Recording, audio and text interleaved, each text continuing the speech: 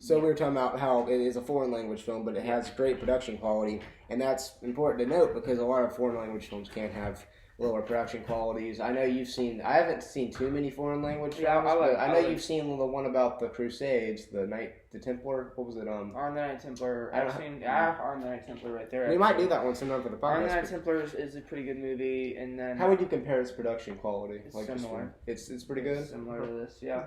And then I've seen Day of the Siege, which is a foreign language film, and Battle for Sevastopol, which is a foreign language film. That's a great movie if you're ever interested in that. Oh, yeah. That's a World War II movie from the Russian perspective. Okay. I've seen this movie, obviously. I've seen Letters from Iwo Jima, which is from the Japanese perspective at the Battle of Okinawa, and that's actually an American production, but it is in Japanese. And I've also seen... There's this movie I saw with my dad a long time ago about one of the assassination plots on Hitler, and it's in German. But I would like to definitely watch more foreign language films. It's always, I think they're very interesting. Oh yeah, I love foreign language films. Yeah. Also, you can know definitely what they're saying because you can have the subtitles. Like they did a really good job with the subtitles. Yeah, They were doing such a good job that they actually translated a German play on words into English and made it make sense. Yeah. And I was sitting there thinking about it. I was like, how did you do that? That is one thing. We kind of take the subtitles for granted in these foreign language films, but I mean. It's probably pretty difficult to translate from German into English and get it into verbiage that we as Americans and other people can understand, and into other languages. I think it's also in French. They properly translated it with formal and informal speech. Yeah, that makes sense. And it was cool just seeing this because there are some words in German are very similar to how they are in English. Maybe like Führer is very similar to father, but even like words like thank you. I mean, it sounds very similar to like thank you in English. But it was very interesting to follow the language. Yeah. Anyway, so now we can talk about kind of our positives and negatives with the film. Do you want to go first with the positives? What's the positives? It's historically accurate. We can talk about this in the history section. Oh, yeah. But they really did their research on this movie, and I'm not going to sit here and tell you that I'm like a Hitler scholar, but I've done my reading on the topic, and it doesn't... Like, they had to take liberty in a few spots where we don't actually know what happened, and they did a good job of making it seem like a reasonable thing that could have happened. And they really didn't stray from the history books, which is really great because they were able to make a really interesting and engaging movie despite that. And a lot of people think that doing historical accuracy sacrifices some sort of engaging factor, but it really, if you pick the right story, it won't. If you stick to the story, it's usually better than anything you could have come up with. Yeah. And so that's a positive. So my biggest positive is the performance of Bruno Ganz. I think it's it's a great performance as as Hitler, and he just does a great job of like showing the different kind of sides of Hitler and how he kind of had this facade as kind of he could be nice to people when he wanted to be nice, and he was obviously very manipulative, but he obviously shows the side of him that it was crazy and how he was basically losing his mind in his kind of final weeks in the bunker. And obviously, the rage scenes in the movie are just amazing. Like if you don't have the subtitles, it looks like he's just throwing a big fit. But if you have the subtitles and you're watching the movie, I'm sure you've seen the memes. That's what That's what I'm referring to. Yeah. But in the actual movie where you have the subtitles, it is like it's real. Like it's a great scene and it's a great performance just within that scene. But the whole performance, the performance overall, is very good as well. So that's my number one positive: Bruno Gantz's performance. It's legendary. Let's think of another positive because this movie definitely deserves another positive. The other acting is good as well. But it is. He's obviously the star of the show. I would say another positive of this movie is... we already said production quality, but I'll put that... Well, you can go in. You can kind of go into what about the production quality. Yeah, the production quality is a positive in this movie because the outfits all look great. Oh, yeah. The environments all look great. Yeah, I loved how it was almost... I read somewhere last night, I was just looking up some facts about the movie, production of the movie, and it said that I read that the director wanted the sets to kind of look very like a play, down there in the bunker, where it could really be a play, because a lot of the movie is set in the bunker. You kind of have the scene set in the bunker, there's some scenes set near the Reichstag and near kind of in the government district, and then there's scenes that are taking place on the battlefield. And so there's really three distinct locations for the scenes, and it really does play a little bit like a play where it probably could be produced in a way as a play. And but I really liked the production design, especially in the bunkers. I really liked the design of the bunkers and how they had all the it looked like a real World War II bunker. Yeah, and to just piggyback off that, they somehow had a Tiger II tank and a T-34. Yeah. The weapons and the tanks and the bazookas and everything. Although the tank clearly could not move its turret, it was still there. Yeah. And it was a good addition. And the effects for being a foreign language film in 2004 are good. They don't most of the time it's a foreign language film, the effects really draw you out. You're like, I looked back, it's like, pew! Yeah. And you're like, oh wow, that was really bad. Did you remember? The actual battle scenes though are also very good. Well, I think they combined special effects with actual pyrotechnics to make it look pretty. Like the explosions are very realistic looking. But that's one of my favorite parts about this movie is that you have the behind the scenes aspect of it, with like Hitler in the bunker trying to command all of his units, even though he doesn't really have any left. And then you have the aspect of the actual soldiers on the battlefield fighting the battle. And it's a really cool dynamic between those two perspectives. Are you positive or negative? So my big segment positive would be the production value. Since we already talked about that, I'll talk about my third big positive, which I would say is the script. It's a very well written script. Probably one of the best foreign language scripts I've seen produced. Bernd Eichinger, whatever his name is, that wrote it, did a very good job of like showing the different kind of layers of Hitler's character, but also showing the kind of, even though they were Nazis and we kind of like they were like humans and they all had emotions.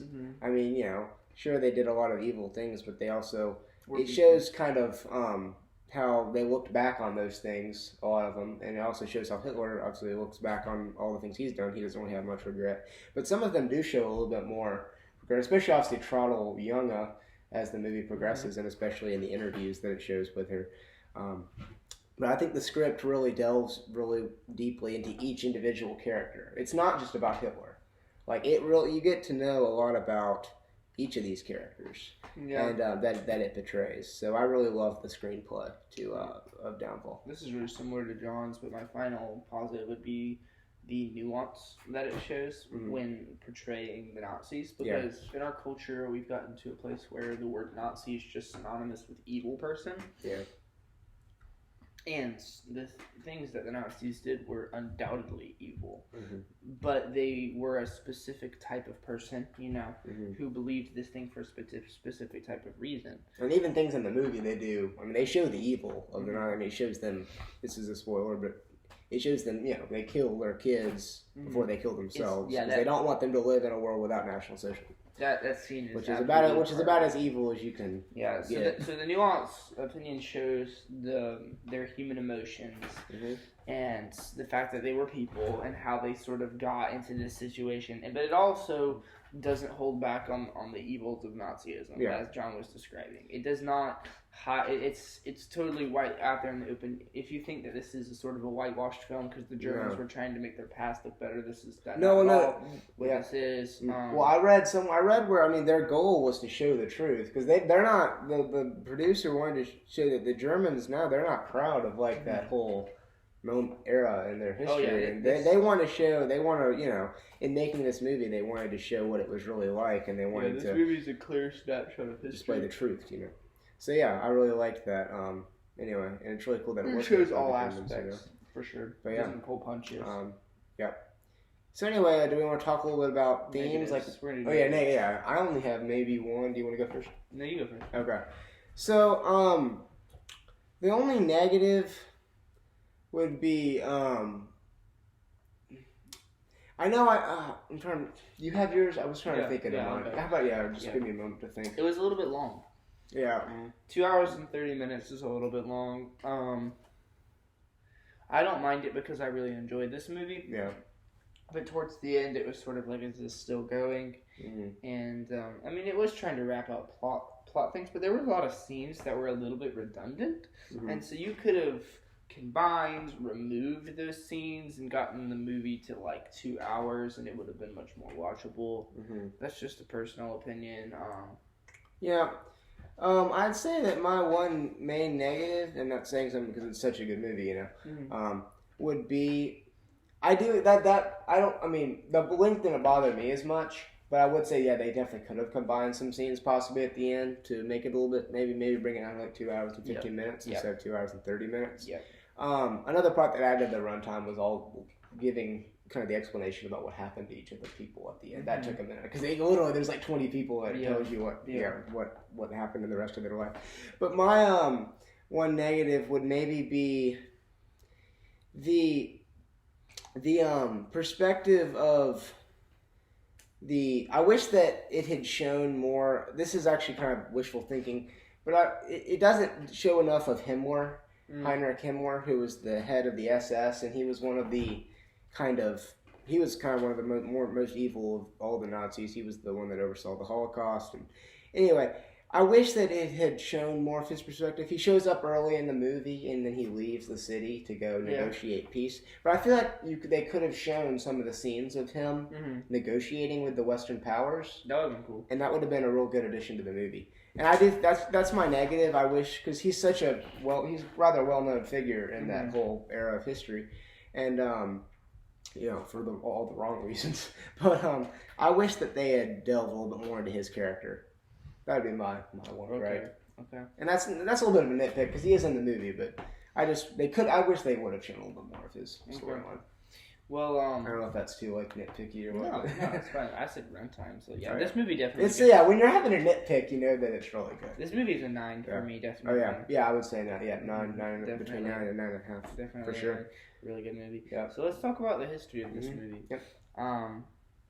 History and themes. What would you do? History or themes first? How about we talk about just what we think is the main theme of the movie? Okay, we can themes talk about first. that. Themes. So what's your main theme that you took this, away from it? This movie wasn't espousing to have any theme. I think it was just trying to give an accurate depiction of what happened during this time. Yeah, I'd say the theme was probably just the madness that went on in those final days, and the craziness, and the insanity and fanaticism that was going on. That's the main theme, really. Yeah, and as I alluded to earlier, the movie really makes you stop and think about the thin line between fanaticism and heroism, because some of the things that the Nazis did in some context, could be described as heroic, but in other lights, you could see it as just foolish fanaticism, and you wonder where exactly that line is drawn, and it makes you really think about that. Like, for example, Goebbels, Hitler's one of his closest people, propaganda decides to go against Hitler's orders to stay with him to his final days, and the act of staying with your commander until his death, braving the idea of being tortured to death by the angry Soviets, in some contexts could be described as an extremely heroic thing, but most people nowadays would disagree, saying that it was simply foolish, like, religious fervor that allowed him or required him to stay. And so with that divide, it makes you really consider where exactly the line between those two things are, and how good a cause has to be for you to do something heroic for it. Something to chew on. Oh yeah. Yeah, my main theme, like I said, would be just kind of the fanaticism that and madness and the insanity that is depicted in the movie. I love once again how it delves into each character and how what their fanaticism was like. Because certain characters in the movie are certainly more fanatic than others. I mean, the most fanatic I took away, the character I perceived to be the most fanatic was the wife of Goebbels. She's the one that that poisons her children in their sleep, and then goes out and kills herself. That's a heart-wrenching scene. She came off to be the most fanatic to me. I mean, that was just. that really happened. Obviously, that's fact. And but these other characters who are fanatic, and they are 100. They're definitely obviously pro-Nazi. They are Nazis, but they're not as they are kind of looking back on the whole war with regret, and they want to kind of, they're not like still, they're not as fanatic as, for instance, Goebbels and his wife. For the main example of that is the doctor character, the bald-headed guy. Yeah, he's kind of he almost feels he's kind of the audience's perspective a little bit. He really cares about just people. Even though he obviously has taken part undoubtedly in all the atrocities, just whether directly or indirectly, he does seem to care the most about just the German people. And another character who kind of comes across that way is the Albert Speer, who was the guy who refused to destroy all the infrastructure. Yeah. The scorched earth policy. Yeah. Even though Hitler ordered him to destroy all the buildings and stuff so that the Allies couldn't take control of them and use them for their own advantage, because he thought that the German people that survived should die anyway because they were weak. And this guy Speer obviously had enough heart to not do that, and to give the German people a chance of survival. Anyway, so yeah, there's one more thing that jumps to mind for me. Yeah. Just during this certain time when he was talking about, the final victory and the German people rising up once again for revenge for what happened in World War I, and it made me think about the cycle of violence and how vengeance breeds more vengeance because of the atrocity that was committed upon the German people in the closing of World War I, which sparked their ravenous invasion of many other countries, especially Russia, and the atrocities they committed there. And then the Russians getting super angry and coming for their revenge on the Germans and raping and pillaging and whatnot. And then if the Germans would have had the strength to continue, Hitler would have led them on a subsequent new rampage of revenge, and with just no end in sight either way. So it makes you think about, for sure, atrocity and retaliation and the cycle of violence and things like that. So, on to the historical perspective of the movie. Yeah. Did you find any? I knew you did a little bit of research. I read up a little bit before the movie. Did you find any inaccuracies? Yeah, I'm just kind of. Did you see any inaccuracies? And what was accurate? What was not? So, in your view? Obviously, they did a very good job of reading it. They probably, know more about Hitler, the people who made this movie, than I do, undoubtedly. I feel like we should mention that it is based on 2 nonfiction books. The names elude me, but one of them is co-written by the secretary, Charles Junge. And so, obviously, they were going. They wanted a factual story. Oh yeah, they it's a factual story. It's not historical fiction. It's this is borderline documentary level. It kind of seems like that watching it down there when you're down there in the bunker.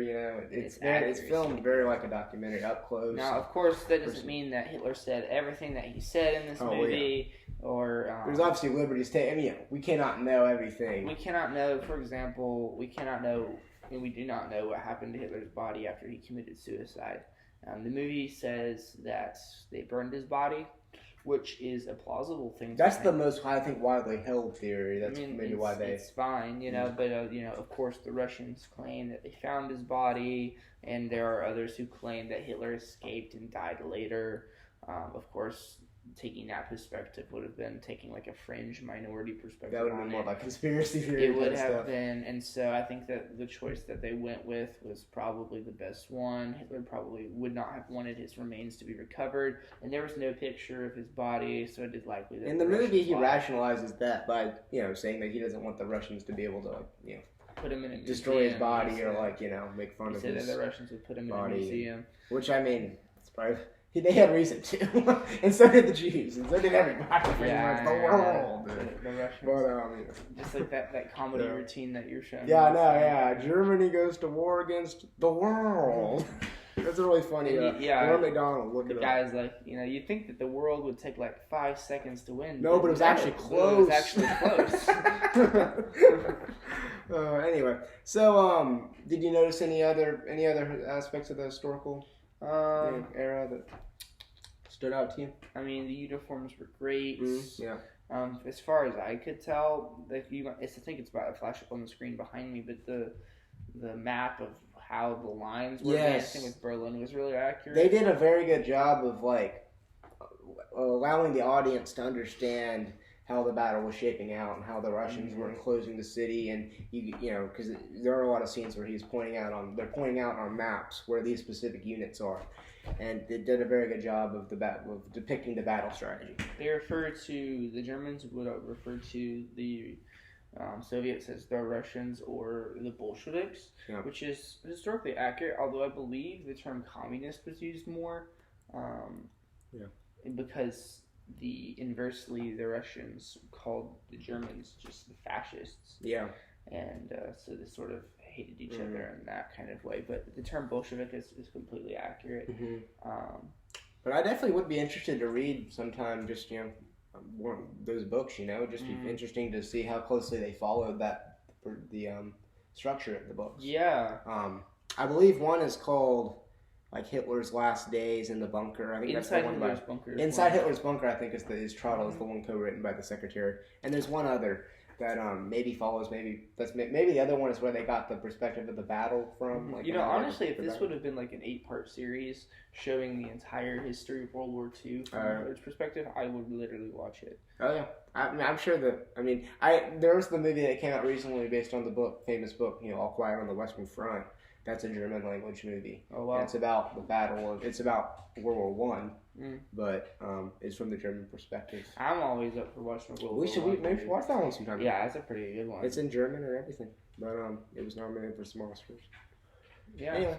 So I think that's all I've got to say about the history of it. That's all. See, like it was cool. The SS uniforms were different than the normal soldier uniforms. Yeah, you could. They had like the camo helmets and stuff. Exactly. And the the Tiger II looked really good. The tank, we all shot it once. The explosions were very. They were alright. I liked them. I thought they looked realistic enough. It was a foreign language film from 2004, so like you can't exactly expect it to look insane. There is at one point, I know this isn't really relevant, but I just found it funny. There's this one point where they alluded to the fact that there was this plane landing in Berlin, and they said that it got hit by an artillery shell, and I was like, what legend? Maybe they meant flak. No, that is. They said artillery, but I don't know. Maybe they shouldn't say. And the word artillery in German is actually pretty distinctive. It sounds a lot like the English word for artillery, and so. But I just thinking about that Soviet legend who's like, check out that plane coming in. Dial in the artillery. Yeah.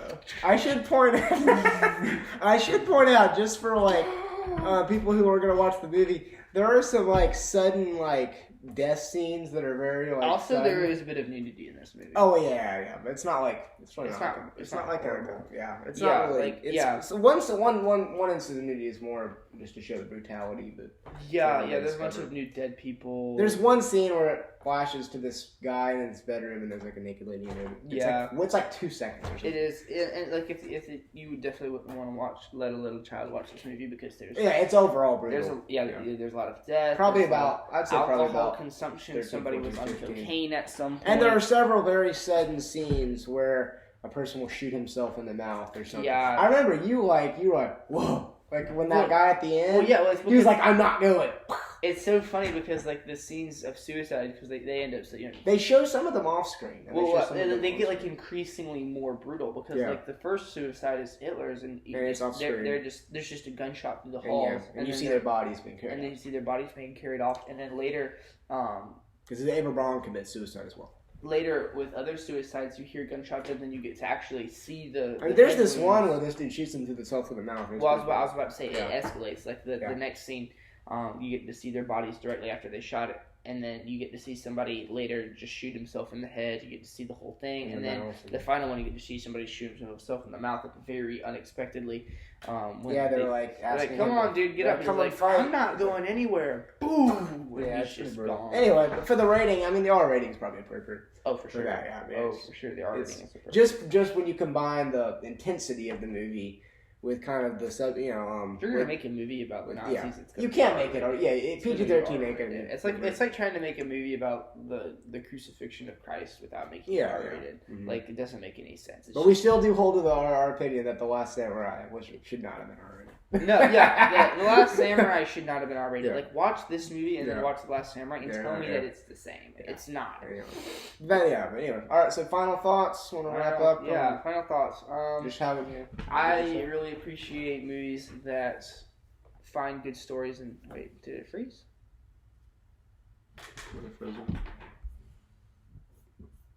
I think it might still be filming. I think it might just be. Let's just.